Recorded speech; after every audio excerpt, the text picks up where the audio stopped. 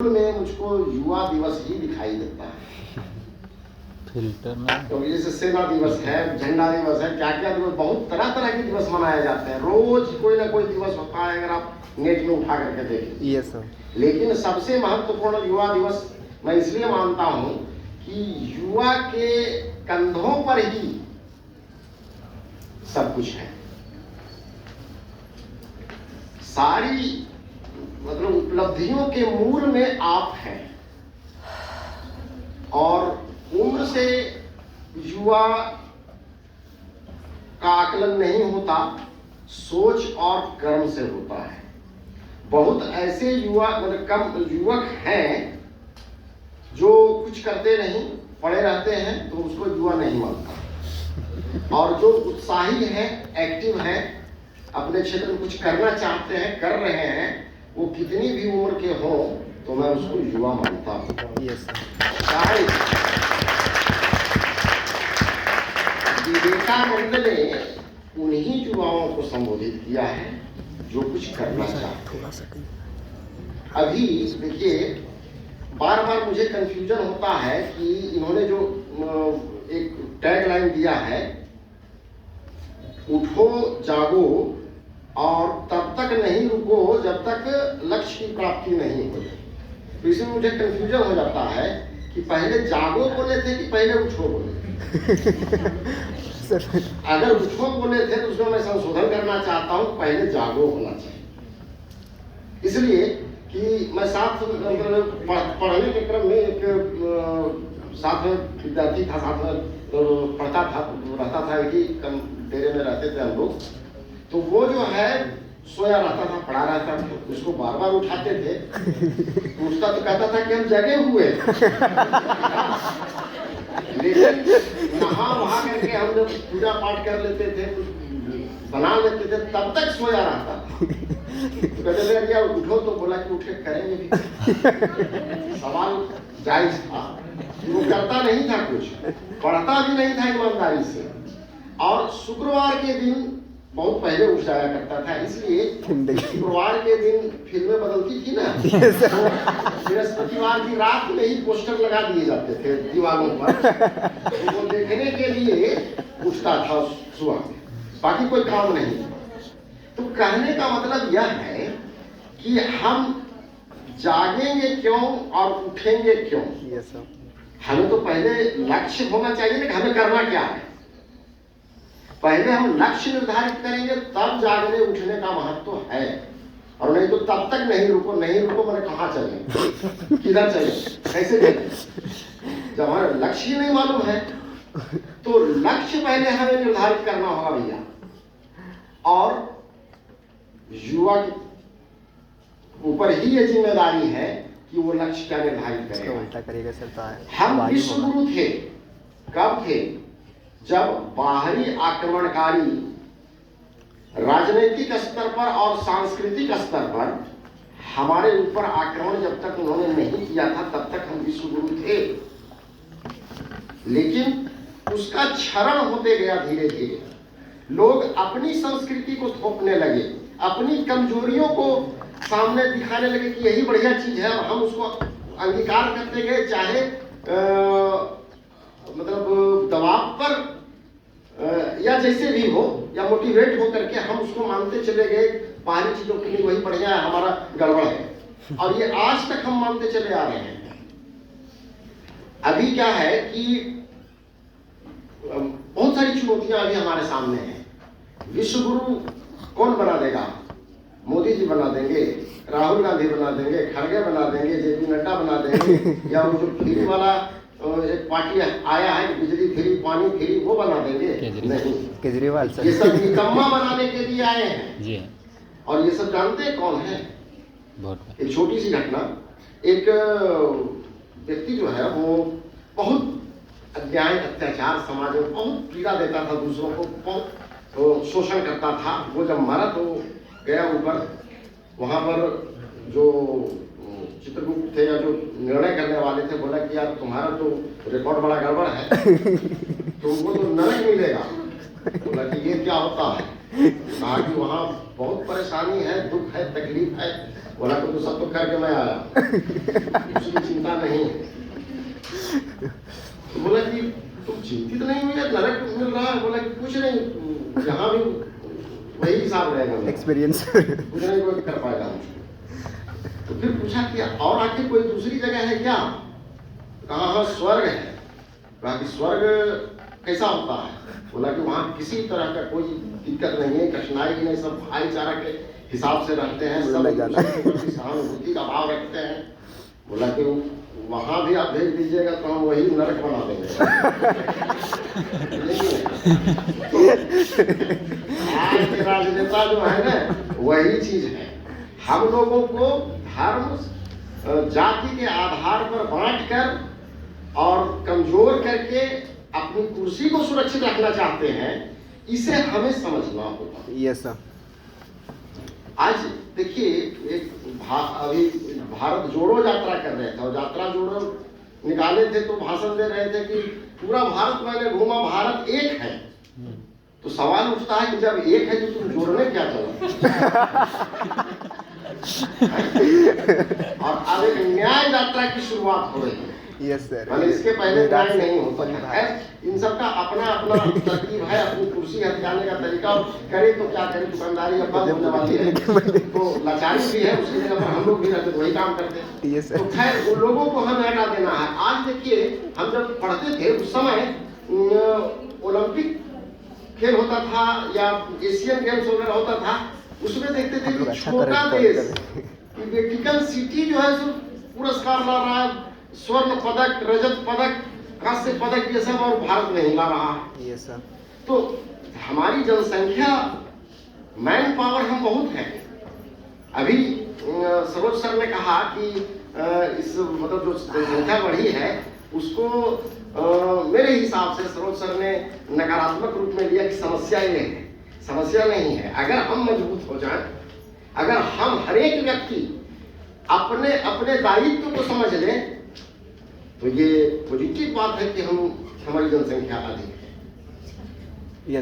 लेकिन हम क्या है कि हम निकम्मे हो गए हैं, और जैसा कि अभी कई वक्ताओं ने कहा कि फ्री वाला और लाल कार्ड वाला ही लेने के चक्कर में है, तो भाई हमारा देश विश्व गुरु कैसे बनेगा? बिल्कुल सर। तो ये है कि हमारे पहले लक्ष्य हमें निर्धारित करना होगा कि हमें करना क्या है, उसके बाद उठो फिर जाओ। और आप में ऊर्जा है और उस ऊर्जा का उपयोग जो है वो सकारात्मक क्षेत्र में करना है। एक चीज है, और एक पूछा कि संत से पूछा एक शिष्य ने कि मैं ईश्वर को पाना चाहता हूं, मैं कैसे पाऊं, आप बताएं। तो संत ने पूछा कि ईश्वर को खोए कहां थे तुम? जहां खोया होगा वही मिलेगा, वही नहीं मिलेगा।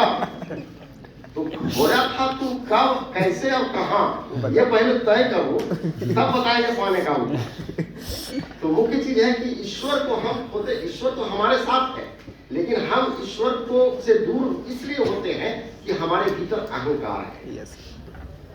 बिना मतलब का अहंकार है, और उस अहंकार की परत जो है वो बढ़ाते चले जाते हैं उसको, तो उसी हिसाब से ईश्वर क्या है? ईश्वर क्या है? ईश्वर हमारे भीतर की जो ऊर्जा है वो है ईश्वर, और उसको हम नहीं पहचान पाते, हम अहंकारी बन करके उसको भूल जाते हैं और अहंकार में पड़े रहते हैं। तो कहने का मतलब यह है कि हम अपनी ताकत को पहचाने, और हर एक आदमी ये सोच ले कि हम शुरू करेंगे। अभी हमारे सामने चुनौतियां क्या है? भ्रष्टाचार है, भेदभाव है, छुआछूत है, गरीबी है। हम गरीबों की श्रेणी में हम अपने को क्यों ले जाएं? हम लाल कार्ड के लाइन में क्यों हम रहे, लाल कार्ड बनवाने वाले? हम रोजगार पाने के लिए वो कागज का टुकड़ा लेकर के लाइन में क्यों लगे? हम क्यों नहीं अपने भीतर से अपनी ऊर्जा का प्रयोग करते कोई ऐसा काम करें जिससे हम 10 को रोजगार दे सकें? इसके लिए किसी ने नहीं रोका है, और ये जब तक नहीं होगा तब तक भारत विश्व गुरु नहीं बनेगा। इसलिए हर एक का दायित्व है कि हम कुछ करें, और एक चीज जान लीजिए कि आप जो भी करते हैं, अगर आपसे उस काम से केवल आपका भला होता है तो आप पशु की श्रेणी में हैं। यस उससे अगर आपके परिवार का भला होता है तो ठीक है, रिश्तेदारों का भला होता है तो ठीक है, समाज का भला होता है तो और बढ़िया है, और राष्ट्र का भला होता है बहुत बढ़िया। बहुत बढ़िया है। आप कोई भी काम करें और एक शाम में चिंतन करें कि आज मैंने जो काम किए हैं उससे हमारे अलावा किसका किसका भला हुआ है, ये चिंतन करें। तो जहां तक लक्ष्य की बात है, लक्ष्य तो सबका अलग अलग है। किसी को नौकरी पाना है, किसी को धन पाना है, किसी को पद पाना है, किसी को बड़ा परिवार या जो भी है पाना है, घोड़ा गाड़ी साधन पाना है। लेकिन ये लक्ष्य जो है ना, ये छोटा लक्ष्य, आपका व्यक्तिगत लक्ष्य है। इस लक्ष्य की बात वो नहीं कर रहे थे, इस लक्ष्य की बात वो नहीं कर रहे थे। लक्ष्य की बात कर रहे थे कि हमारा देश जो है, अच्छा एक चीज है, अध्यात्म की ओर ध्यान दिलाया है इन्होंने। अध्यात्म की बात को हमेशा अपनी बातों में इन्होंने रखा। तो आध्यात्मिक बने। आध्यात्मिक का मतलब हम पूजा कर लिए, अगरबत्ती धो लिए तो आध्यात्मिक हो गए, तिलक लगा लिए, नहीं। आध्यात्मिक का मतलब है कि चलना चाहिए ना। देखिए, ये कंठी माला टोपी और तिलक चंदन सब छोड़िए, आप सबों में ईश्वर देखिए। बिना धर्म जाति के आधार पर, वर्ण के आधार पर सबको आप ईश्वर मानते हुए, अपना भाई मानते हुए, सबका कल्याण, सबका मतलब सबकी अच्छाई को आप देखिए कि सबका मतलब भला हो, ये देखिए। अपना भी भला कीजिए, दूसरों का भी भला कीजिए। अगर आप अपना भला करते हैं, दूसरा नुकसान में है, उस नुकसान को आप रोकना नहीं चाहते, कहते चलो जो हो रहा है होने दो, आप पशु से ज्यादा कुछ नहीं है। तो अध्यात्म को साथ लेकर के उन्होंने चला कि आध्यात्मिक होना। हम जब तक आध्यात्मिक थे तब तक विश्व गुरु थे। यस आध्यात्मिकता से दूर चले जाने लगे, हम बेकार हो गए। अभी क्या है, पूरा विश्व जो है वो बारूद के भंडार पर बैठा हुआ है। Yes sir. तीसरा विश्व युद्ध के लिए एकदम सब कमर कसे हुए हैं, एकदम सब खड़ा उड़ा भिड़ के तैयार है। एटॉमिक वार जैसे घंटी बजे की शुरू हो जाए, जितना मतलब विनाशक हथियार होता है एकदम जुटा करके सब रखे हुए हैं, एकदम इंतजार में किसी बजे शुरू हो जाए। इसके पीछे आप चिंतन कीजिएगा, चाहे इजराइल गाजापट्टी का युद्ध हो, चाहे रूस यूक्रेन का युद्ध हो, सबके भीतर जो है अहंकार की वजह से ऐसा हो रहा है। Yes sir. और एक बात, धर्म में बहुत तरह के, जैसे हमारे यहाँ धर्म है, विविध धर्मों का देश ये माना जाता है। सभी धर्म के लोग अपने अपने हिसाब से अपने धर्म को इंटरप्रेट करते हैं। मानवता के अलावा अगर कोई मतलब ऐसी बात बतलाता है जिससे मानवता का अहित हो, उस अंश को आप डिलीट कर दीजिए, मानिए मत। बहुत तरह से लोग कहेंगे कि हमारा ही धर्म अच्छा है। कोई भी धर्म ऐसा नहीं है कि जो मानवता के खिलाफ जाता हो। लेकिन बहुत लोग जो धर्म के ठेकेदार अपने को मानते हैं, पंडित मौलाना पादरी वगैरह, वो सब उसमें डाल देते हैं अपने धर्म को श्रेष्ठ बतलाने के क्रम में बहुत कुछ ऐसी बातें डाल देते हैं जो हमें दिग्भ्रमित करते हैं, हमें परेशानी में डालते हैं। उससे हमें हटना है, उसको इग्नोर करना है। आप जब विवेकानंद को पढ़ेंगे ना, तो आपको लगेगा कि कबीर, गौतम बुद्ध, गुरु नानक, रैदास, कृष्ण सब मिले जुले हैं इनके सिद्धांत में। ये कभी लड़ने के लिए नहीं कहते हैं। और हम जो है भेदभाव वाला काम करते हैं, भेदभाव सोचते हैं, इस वजह से हम लड़ाई पे उतर जाते हैं। अहंकार हमारे भीतर, अपने अहंकार को मजबूत करना चाहते हैं। अहंकार को हमेशा छोड़िए, विनम्र बनने में जितनी ऊंचाई है। एक महात्मा बुद्ध आ रहे थे किसी राज्य में, उस राज्य के मंत्री ने कहा इसको, राजा को, कि महात्मा बुद्ध आ रहे हैं, चलिए हम लोग उनका स्वागत करेंगे। बोला कि आ रहे हैं, आवे, उससे हमको क्या मतलब है, उनको जरूरत होगी तो मेरे पास आएंगे। मंत्री ने तुरंत इस्तीफा दे दिया, अगर ये छोटी सी बात, बोला छोटी सी बात नहीं, आप बहुत छोटे आदमी हैं, 18,000 भाषा के तो ऐसे आप राजा नहीं हैं, आप बहुत छोटे हीन आदमी हैं, और इस आदमी के तहत मैं काम करना नहीं चाहता। क्यों छोटा कहा? क्योंकि उनमें अहंकार था, उस राजा में अहंकार था कि वो यहाँ आएंगे, मैं नहीं जाऊंगा। तो जो जितना बड़ा अहंकारी होता है उतना छोटा होता है, यस इतना ध्यान में रखिए। और जितना विनम्र बनिएगा उतना ऊंचा। और कुछ करने का आप बस यही सोचिए कि हमारे ही ऊपर राष्ट्र के विकास का और भारत के को विश्व गुरु बनाने का भार है, हमारे अपने ऊपर भार है, और लेकर के चलिए। अभी क्या है, ये जब महाभारत हुआ था ना, जब महाभारत हुआ था तो रो रही थी गांधारी, सब मारे गए थे, समाप्त हो चुका था महाभारत, सारे मैंने 100 पुत्र जो थे कौरव के मारे गए थे।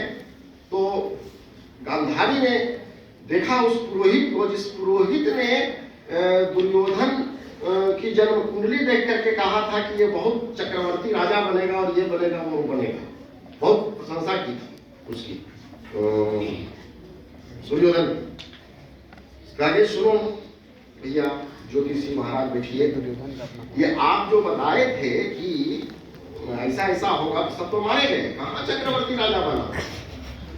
कहा कि एक व्यक्ति ने सारे ग्रह नक्षत्रों की दिशा ही बदल दी। कृष्ण जो दिशा में वो जा रहे थे उसके हिसाब से मैंने कहा था ना। अब वो एक व्यक्ति आया जो सारे ग्रह नक्षत्रों की दिशा ही बदल दी, तो हम उसमें क्या कर सकते? तो आपको वैसा ही व्यक्ति बनना है। राजा कृष्ण इन्हीं शब्दों के साथ मैं अपने वाणी